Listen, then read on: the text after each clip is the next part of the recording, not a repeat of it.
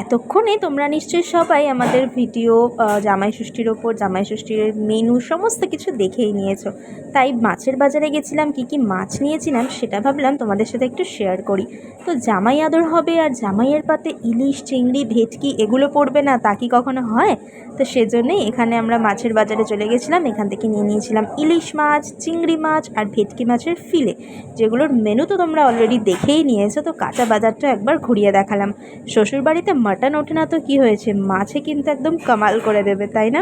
তো এত সুন্দর সুন্দর মাছ কিন্তু আমাদের একমাত্র গড়িয়া মার্কেটেই পাওয়া যায়। আর এই যে এখান থেকে সব মাছগুলো কাটিয়ে নিচ্ছিলাম। তো আজকের ভিডিওটা এটুকুই। যদি ভালো লাগে তাহলে কিন্তু অবশ্যই একটা লাইক করে দিও। আর এরকম আরও ভিডিও পাওয়ার জন্য প্লিজ আমাদের চ্যানেলটিকে সাবস্ক্রাইব করে নিও, যাতে খুব তাড়াতাড়ি আমাদের 300 ফ্যামিলি কমপ্লিট করতে পারি। আর এই যে পাশে একটা দেখো কাতলা মাছ রাখা আছে, এই এত বড় মাছ আমি আমার জীবনে প্রথম দেখলাম। যাই হোক, আজকের জন্য এটুকুই।